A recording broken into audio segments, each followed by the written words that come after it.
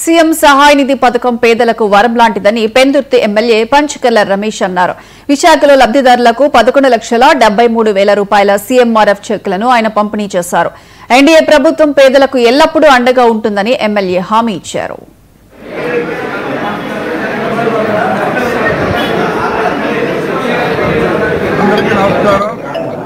ఈరోజు 14 మంది లబ్ధిదారులు 11,73,000 రూపాయల చెక్కులు పంపిణీ కార్యక్రమం సీఎం సహాయ నిధి నుంచి మనం ఇస్తా ఉన్నాం.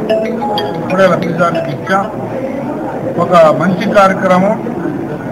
మీరే మిత్రులకు కానీ మా నాయకులకు కానీ మనం చేస్తా ఉన్నాను. ఇప్పుడు కూడా మళ్ళీ చెప్తా ఉన్నాను.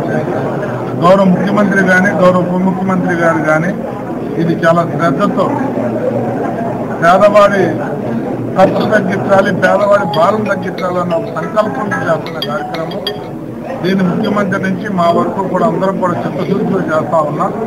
దీన్ని సద్వినియోగం చేసుకోమని చెప్పి మనస్ఫూర్తిగా మనవి చేస్తూ మాకు కానీ మీకు కానీ ప్రభుత్వానికి కానీ ఇది సంతృప్తి ఇచ్చే కార్యక్రమం. పేదవాడికి డైరెక్ట్గా లబ్ధి చేకూర్చే సహాయం చేసే కార్యక్రమం. మరి తక్కువ కూడా కాదు. ఈ రోజున ఒక వ్యక్తికి 2,99,000 వచ్చింది, ఒక వ్యక్తికి 2 లక్షలు వచ్చింది. 70, 80, 60,000, 50,000 అనేది రొటీన్గా వచ్చాయి.